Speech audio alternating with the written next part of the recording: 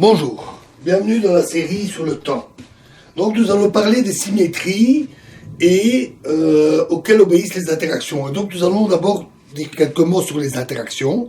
Alors toutes les interactions physiques, tous les phénomènes physiques qui sont décrits par des interactions, toutes les interactions connues sont données par 4 interactions fondamentales, plus les interactions dérivées de ces interactions fondamentales. Alors, la première interaction, c'est la gravitation. La gravité, c'est ce qui est le mieux connu dans la vie courante, parce que c'est ce qui nous donne notre poids, c'est ce qui nous maintient sur le sol, c'est ce qui fait tomber les pommes, c'est ce qui conduit au mouvement des planètes autour du Soleil. C'est donc l'interaction la plus commune pour nous. C'est de loin aussi la plus faible. C'est la plus faible des 4 interactions. Mais comme elle est toujours attractive, il suffit d'avoir et qu'elle est due à la masse, il suffit d'avoir suffisamment de masse qui s'accumule pour qu'à grande échelle, elle finisse par dominer toutes les autres interactions. Ainsi, à l'échelle des planètes, l'interaction est toujours la plus forte.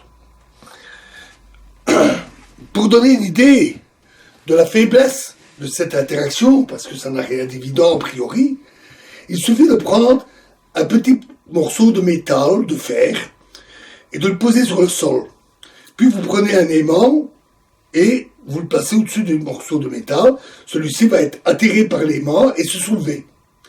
Vous avez attiré là un petit morceau de métal avec un aimant grand comme un bonbon, alors que ce morceau de métal était attiré par une planète de la taille de la Terre, par la masse énorme de la Terre. Et l'aimant est plus fort. Ce qui donne l'idée que la gravité est vraiment une interaction très très faible.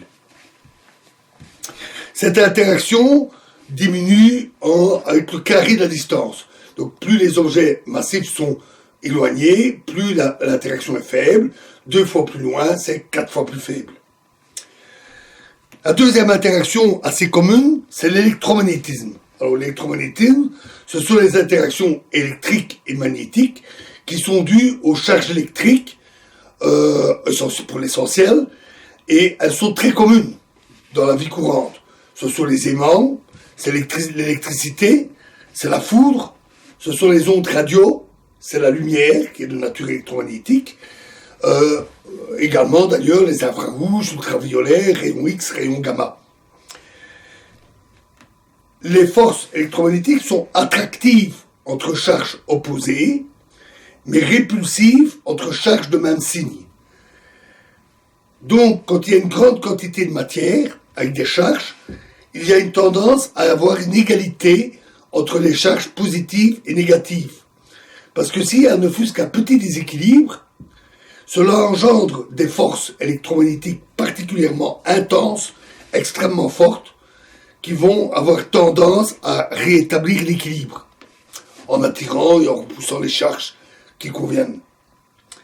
Un exemple classique, ce sont les nuages. Les nuages contiennent en haute altitude des cristaux de glace. Ceux-ci, par frottement entre eux et avec l'atmosphère, vont se charger d'électricité, ce qu'on appelle de la triboélectricité. Les frottements arrachent des électrons qui font que le nuage finit par avoir une charge électrique. Et quand il y en a trop, ce sont les orages, c'est le tonnerre et la foudre qui tombent. Et la foudre décharge l'électricité du nuage. Cette force est comme la gravité, elle diminue avec le carré de la distance. Ce sont ce qu'on appelle des forces à longue portée, parce que 1000 fois plus loin, elles sont 1 million de fois plus faibles, mais même 1 million de fois, c'est encore présent, et 1000 fois plus loin, c'est déjà loin. Donc ce sont ce qu'on appelle des forces à longue portée. D'ailleurs, la lumière est de nature électromagnétique, et nous captons la lumière d'objets particulièrement lointains dans l'univers, des galaxies situées à des milliards de kilomètres. Bien sûr, nous ne les voyons pas à l'œil nu. À l'œil nu, nous ne pouvons voir que les étoiles proches, ce qui est déjà pas mal. Pour voir plus loin, il faut des instruments. La troisième interaction fondamentale est appelée interaction faible. Alors, ce n'est pas une autre interaction qui serait plus faible, c'est son nom. Et du fait qu'elle Elle ne se manifeste qu'à l'échelle des particules élémentaires, des objets microscopiques. Elle est responsable de certaines désintégrations de particules instables, et par exemple de la radioactivité bêta. La radioactivité des atomes est essentiellement de 3 types, alpha, bêta, gamma. Gamma, c'est l'émission de rayonnement électromagnétique, des rayons gamma. Alpha, l'émission de noyaux d'hélium, appelés particules alpha. Et la radioactivité bêta. Alors, radioactivité bêta, c'est dans le noyau. Le noyau est composé de particules massives appelées neutrons et protons. C'est un neutron qui est naturellement instable, qui se transforme en un proton, un électron et un neutrino. Et l'électron est émis avec pas mal d'énergie, d'où la radioactivité bêta, et le neutrino s'échappe. Alors, le neutrino est assez emblématique de l'interaction faible, parce qu'en fait, il est sans masse, ou du moins il a une masse particulièrement faible, il est sans charge électrique, et donc il n'interagit que via l'interaction faible, et aussi la gravité, mais qui est encore plus faible. Et donc il est très difficile à détecter. Par exemple, le Soleil émet énormément de neutrinos. Ceux-ci sont produits par les réactions thermonucléaires au centre de l'étoile, l'énergie qui fait briller le Soleil. Et ces neutrinos s'échappent du Soleil, arrivent sur nous, et le temps que vous regardiez cette vidéo, vous avez été traversé par des milliards de neutrinos qui vont traverser toute la Terre sans autre forme de procès et ressortir de l'autre côté. Tellement ils ont un aspect presque fantomatique, tellement leur interaction est faible. Pour les détecter, on doit utiliser de gigantesques détecteurs, des cuves de liquide ultra pur qui font grandes comme des piscines olympiques, placées dans des mines très profondes pour éviter l'effet des rayons cosmiques émis par le Soleil, essentiellement, des particules chargées émises par le Soleil, et une ultra pure pour éviter l'effet d'impureté qui pourrait contenir des atomes radioactifs qui feraient parasites, et on détecte que quelques neutrinos sur les milliards et les milliards qui passent. La portée de l'interaction faible, en plus, est très courte. Ça participe évidemment de sa faiblesse. Elle n'agit que sur une distance nettement inférieure même à la taille d'un proton. Donc, au-delà de ces distances, plus d'effet. Son intensité est faible et sur une très courte portée. La quatrième dernière interaction fondamentale est appelée interaction forte. C'est de loin la plus forte de toutes, d'où son nom. Elle ne concerne que certaines particules, pas toutes. Elle concerne des particules appelées des baryons. Par exemple, l'électron et le neutrino sont insensibles à l'interaction forte, totalement insensibles. Par contre, les neutrons et protons, ils sont sensibles. Et cette interaction étant particulièrement forte, c'est ce qui explique que le noyau d'un atome, composé de neutrons et protons, soit si petit, beaucoup plus petit que l'atome lui-même, très compact, très dense, très massif. En fait, les neutrons et les protons sont constitués de quarks, une particule qui porte ce nom. Ils portent des charges électriques, qui peuvent donner par exemple la charge électrique du proton, mais ils portent aussi une charge différente, de nature différente, appelée couleur. Alors bien entendu, ça n'a rien à voir avec les couleurs dans la vie courante. C'est simplement une analogie due aux combinaisons des couleurs. Ainsi, il existe 3 types de charges de couleurs qui ensemble donnent un résultat neutre. Un peu comme pour les charges électriques, où on a une charge positive et négative qui ensemble donnent 0. De même ici, il en faut 3, il y a 3 types, et les 3 ensemble donnent du neutre, ce qui est l'équivalent de mélange de 3 couleurs primaires qui donnent du blanc. La portée de l'interaction forte est infinie, et très curieusement, c'est très différent des autres interactions, son intensité augmente avec la distance. C'est très particulier. Les autres interactions deviennent de plus en plus faibles, plus on est éloigné. Elle, c'est l'inverse. Son intensité augmente. Ce comportement est appelé comportement asymptotiquement libre. Alors pourquoi ce nom curieux ? C'est parce que, pour des énergies extrêmement grandes, quand les particules s'approchent pour être vraiment très près. Mais l'interaction forte, comme elle augmente avec la distance, elle diminue quand on se rapproche. Et quand les particules quand les quarks sont vraiment très très très près, l'intensité de l'interaction forte devient quasi nulle.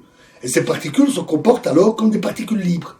D'où le comportement dit asymptotiquement libre quand on tend vers des énergies très élevées. Les particules, les quarks se comportent comme des particules libres.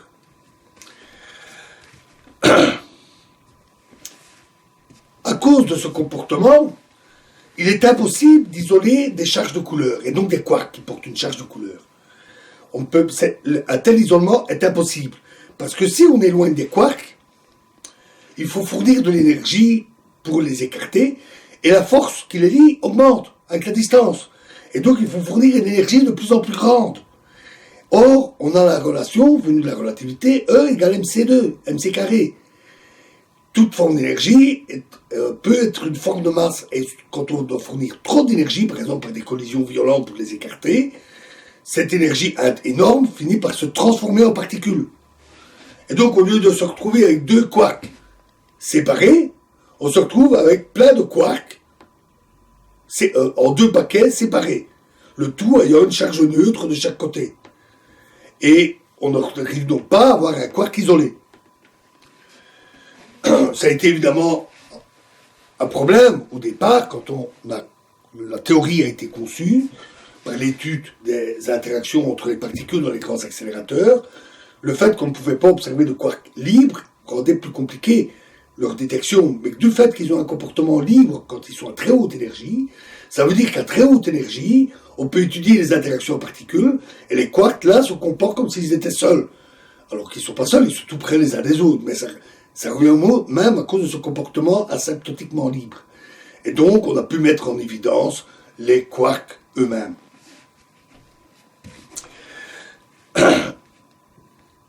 Comme il est impossible d'isoler une charge de couleur, on peut avoir que, pour un objet, une particule, on ne peut avoir qu'une charge de couleur totale qui est neutre, blanc. Et donc, il y a deux possibilités.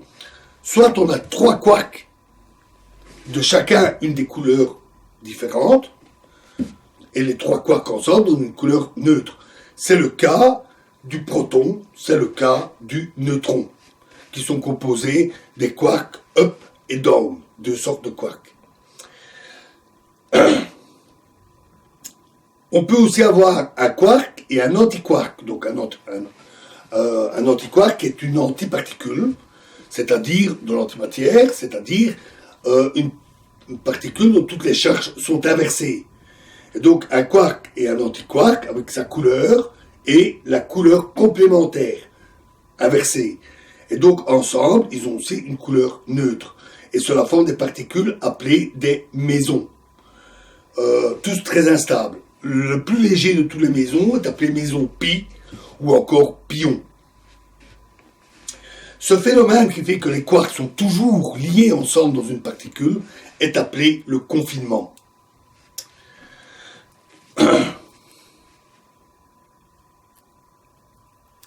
En dehors de la particule, par exemple un neutron et un proton, la charge totale de couleur étant neutre, l'intensité de l'interaction forte diminue très très vite avec la distance quand on s'éloigne du proton et du neutron, et elle n'agit pas au-delà de grosso modo la taille du proton. Donc vous avez le proton, une taille de proton en plus, et au-delà il n'y a quasiment plus d'effet. Ensuite on a les interactions dérivées. Alors il y en a tout un tas, je vais juste donner quelques exemples. Par exemple, il y a les forces de marée. Les forces de marée, que nous connaissons bien sur Terre, sont dues à la gravitation. Et elles sont dues au fait que la gravité varie avec la distance. Ce qui fait que sur une planète comme la Terre, l'effet de la Lune tend à étirer la Terre et provoque des déplacements des masses d'eau, les marées. Un autre exemple, ce sont les liaisons chimiques. Les liaisons chimiques sont, qui existent sous toutes sortes de formes, sont dues aux électrons des atomes, puisque le noyau, les électrons tous, ce sont essentiellement les électrons qui participent au contact avec d'autres atomes et aux liaisons chimiques, et l'interaction fondamentale qui est à la base, c'est l'interaction électromagnétique entre particules chargées électriquement. Une autre force dérivée est la force de Van der Waals. La force de Van der Waals est une force à très courte portée entre molécules neutres, sans charge électrique globale, mais qui sont composées de charges électriques, les électrons et les noyaux. Un autre exemple encore, ce sont les forces dites nucléaires. C'est elle qui maintient les neutrons et les protons dans un noyau. Comme on l'a dit, l'interaction forte diminue très vite avec la distance, parce que le neutron et le proton sont globalement neutres, et parce que aucune particule portant une charge de couleur ne peut en sortir, puisqu'on ne peut pas les isoler. Mais les neutrons et les protons peuvent s'échanger, par exemple, de particules de charge neutre, par exemple des mésons. La plus léger de tous, c'est le pion, c'est le principal. Il y en a quelques autres qui participent, comme le rho, etc. Mais le principal est le méson pi, qui peut être échangé entre des neutrons et des protons, et qui participe à la liaison entre ces particules, et qui permet ainsi la formation du noyau. Cette interaction nucléaire elle-même n'agit pas au-delà de quelques diamètres de protons, sans plus. Voilà pour un schéma général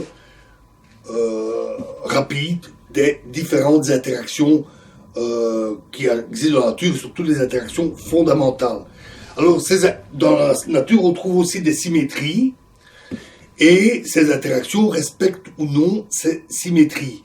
Et les différentes symétries qui vont nous intéresser sont appelées des symétries discrètes, et c'est ce que nous verrons dans la prochaine vidéo. Je vous remercie.